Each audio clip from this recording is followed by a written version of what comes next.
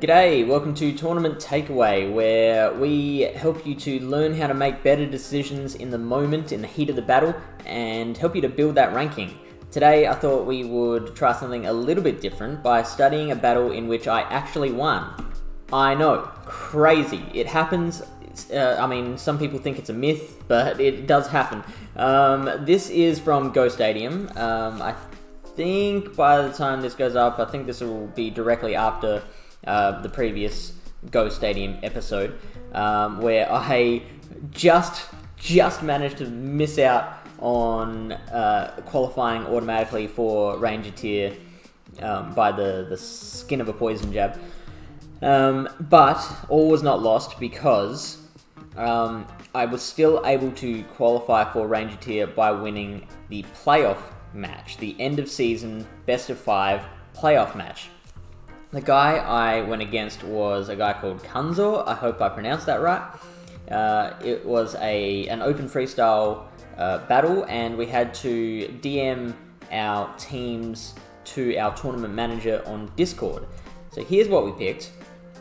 I have just started using Frostlass a lot because I'm loving it as, number one, a grass counter, but number two, great counters for some other things like Deoxys and Medicham.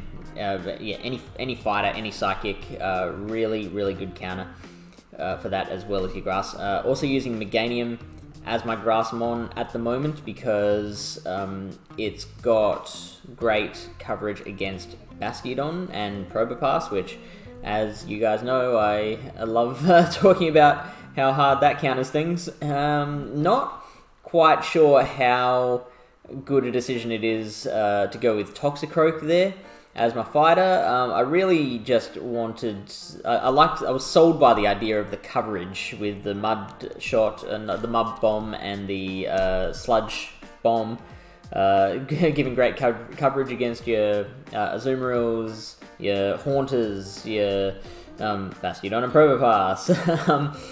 As for Kunzor's team, really liking the Lanoon there, because the Shadow Claw happens to be a fantastic counter to the Frostlass there. The Thunder from the Lanoon counters the Skarmory, and the Grassmelt counters the Azumarill, so it's kind of like the equivalent of my Toxicroak, where it's just like it's a jack of all trades kind of Pokemon. Really interesting, the use of a Alolan Muck there. I haven't seen it in freestyle play before, and really barely ever seen it in themed cup play either. So I was interested to know how that would go. I don't think I saw it in our best of 5, but yeah, it would have been a really interesting pick. Great that I brought the Toxicroak there. That ground coverage being its only weakness. Now, so in our best of 5 match, we traded blows. I think I won the first game, Kunzo won the second game. We're about to study match number 3, which was weird. I'm just gonna play it and show you. It's I didn't quite know what to make of it first up. What speed are we playing it at? Yeah, let's speed it up to 1.5 times, shall we? So, bad start for me right off the bat. Swamp it into Batiodon, boo. So, I saved up a little bit of, or not saved up myself, I wanted to try and time my switch there to catch like the Hydro Cannon that I thought the Kunzo was going to shoot out. So, I believe it's 4 mud shots to a Hydro Cannon. That is a lovely shot there. And I wanted to time it just right so that it hit the Skarmory instead of the Batiodon. Not quite right. Now, here's the next thing. And this is the whole crux of the battle, is that as soon as my Skarmory came out, Kunzor brought out his Altaria. At the time, I thought that was a bad move. Just thinking about it afterwards, I thought of things like maybe he wanted to protect the Skarmory to be able to take out the Batiodon later. Another thing I thought or realized was that, Altaria versus Skarmory isn't that bad of a matchup for Altaria.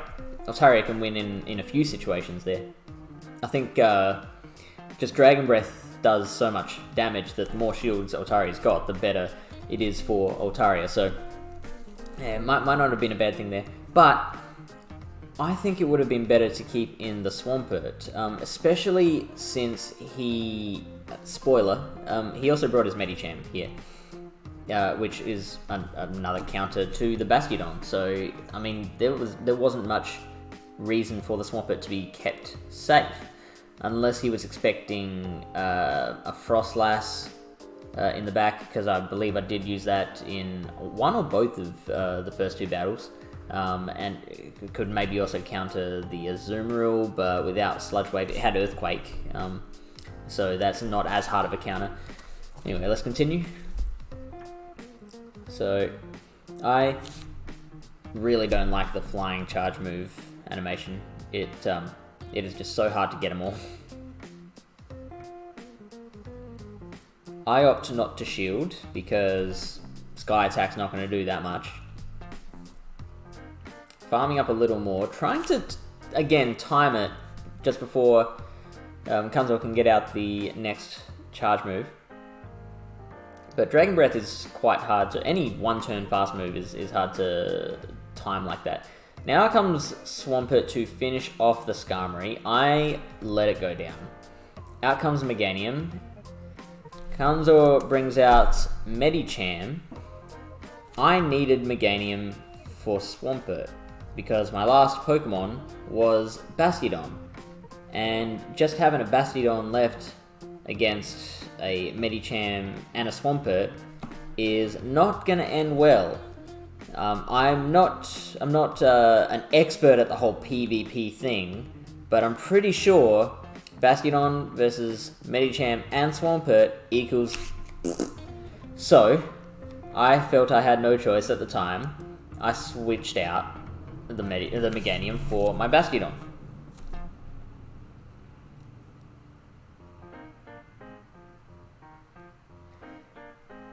It's just taking that flame like a champ. I'm still not shielding here. I wasn't even thinking this at the time, but it's only like afterwards that I realized that I didn't shield because I was like, okay, no point wasting shields on a Pokemon that's got no hope. But then what I realized afterwards is that Medicham, I'd only seen Power Up Punch from Medicham, and I don't think anyone in the world is running Power Up Punch and Dynamic Punch on the same Medicham, so that meant it was either running Ice Punch or Psychic. So it's pretty wise not to shield here, because none of Medicham's moves, with that in mind, is going to do much damage to the Batiodon anyway.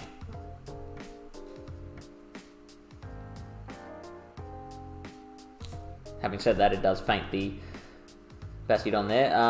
I had energy charged up, so there goes one of Medicham's two shields, and I shielded this, I think just because I didn't want to risk being hit by whatever I don't think I'd seen what the other charge move was at this stage, but I just didn't want to risk it. I didn't think it was necessary. Kunzo switches the Swampert in, I think trying to catch my charge move, but it's not enough. In fact, I think that made it worse, because I managed to get rid of that Medicham with Vine Whips and take out battle number 3. Kunzo, if you are watching this, I would love to know what it all looked like from your side of the battle. Put a comment underneath the video, and anyone else watching this would get some real insight into just kind of the back and forth of the mindset of a particular battle. Now, like I said, for me, the big crux of that battle was, the tipping point was when Kunzo took out the Swampert for his Altaria. I wanted to play it out where that didn't happen, where the Swampert just stayed in and took out the Skarmory.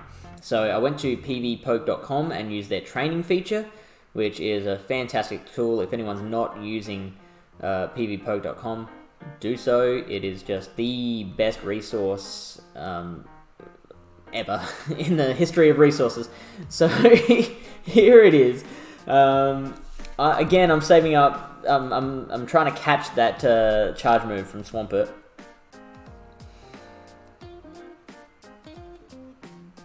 I knew the training simulator wouldn't switch out. At least not immediately, anyway.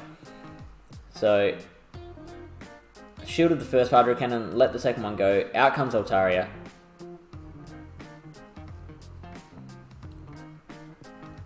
I'm using my Sky Attack there. Burn one shield. I do end up using this shield, which is interesting. I'm not sure that Sky Attack would have fainted the Skarmory. So now I'm down to 0 shields. Simulator has 1. I can't get to the next Sky Attack. So out comes my Batiodon. It's going to finish off the Altaria. Dragon Pulse? Pfft, please.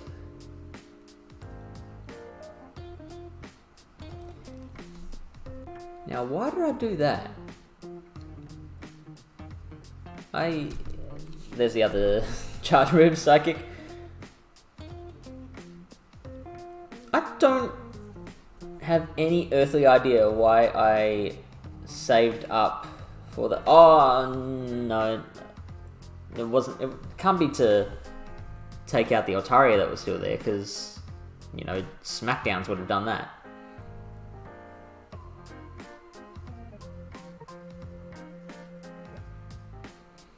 Obviously, Flamethrower's not doing the job. And this is my last one too.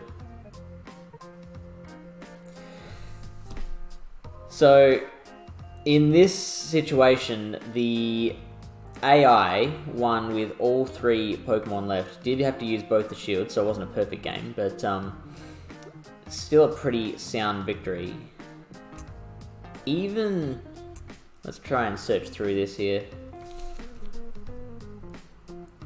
So yeah, that moment there, even if I'd let that Batiodon go down, I'm still in a lot of trouble. Because Altaria's there, all I've got left is the Meganium to take out the last of that Altaria. It's not looking good for me, and even if we go back here, kind of keeping the Swampert in has really wrecked me. I'm having to burn shields or lose them on completely. And it's just opened up the floodgates for the rest of his team to steamroll in. Now, there were 2 things that, to kind of flip it around the other direction, taking this situation, there were a couple of moments where I realized that I screwed up on my end. So, the first one is, I did this multiple times, saving up, or not saving up energy, allowing the Swampert to build up a little energy. In battles with the simulator, I have had so many situations where the sim has built up some energy, then switched out, and then once shields are down, it comes out and goes, surprise! So I kind of wanted to build up a little bit of energy for my Batiodon first, and also try and swap it out just before it uses the Hydro Cannon. It doesn't need that. It's a rare scenario where Batiodon doesn't need energy. It helps, but Batiodon's use as a Great League Pokemon is in the Smackdown and its bulk and its resistances. The energy that it gets, that it uses for the stone edges and the flamethrowers. It's just a cherry on top of that stony cake. So yeah, I don't actually need to save up any energy there. And the other big difference is here. I probably didn't need to skip ahead there. Using shields, trying to keep this mon alive. In the original battle, I went into the last moments of the battle with both shields up, and that is also a major contributor towards my victory. So yeah, just tearing through my resources and defenses there. Using the second shield here, that's just left me wide open. So I did this battle again, where I fixed those two problems. Just straight out into the Skarmory. Letting it get hit.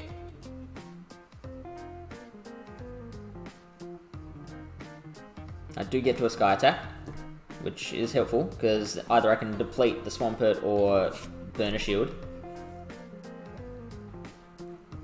And if I do remember rightly, because I filmed these a while ago, yep, I don't shield it, I let the Skarmory go down. Now I am burning down the switch clock. Now I've just got 3 seconds left, so there's 3 seconds where, or 3 or 4 seconds where my Meganium's going shit before the timer runs out and I can switch out into the Batiodon. Great for me because, you know, the AI has used its switch, so now that Altaria is locked in, I can bring out the Batiodon and farm it down. Just farming away, getting that hoe and just raking the soil. Not even gonna bother using the charge attacks.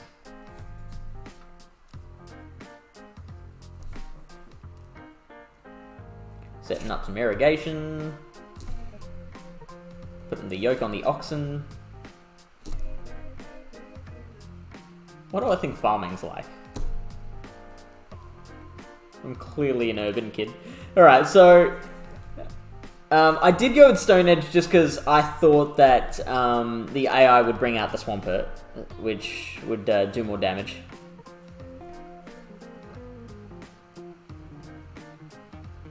But it doesn't matter, like I said, the charge moves are just the cherry. Parrot Punch gets rid of me. Out comes Meganium, and this was a bit of a, like, I couldn't believe that I had the stones to to do this, leaving that charge move alone. I didn't think that the Swampert had saved up enough energy for an Earthquake, or maybe I thought that it would bait me with the Hydro Cannon, so I just left this alone, and it turned out to be the right play. So I've still got 2 shields. Now I'm going to use that first one.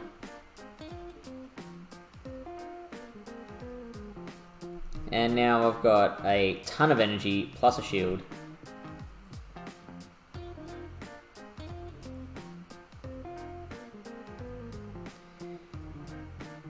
And there it is. Okay, so hopefully you managed to learn a lot from that battle. It was a really fun set of 5.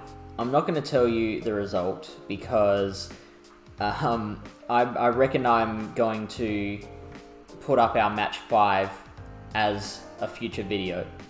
It did go to 5 matches, and the last one was pretty cool. I'm going to be linking this video in my Go Stadium lobby where they all know the result. But for the rest of you, yeah, it was a really cool set of 5, and I thank Kanzo for the match. Until next time, remember to like and subscribe. Every like and subscribe that I get to this video, I'm going to donate a puppy to a starving foreign family. And I'll see you next time.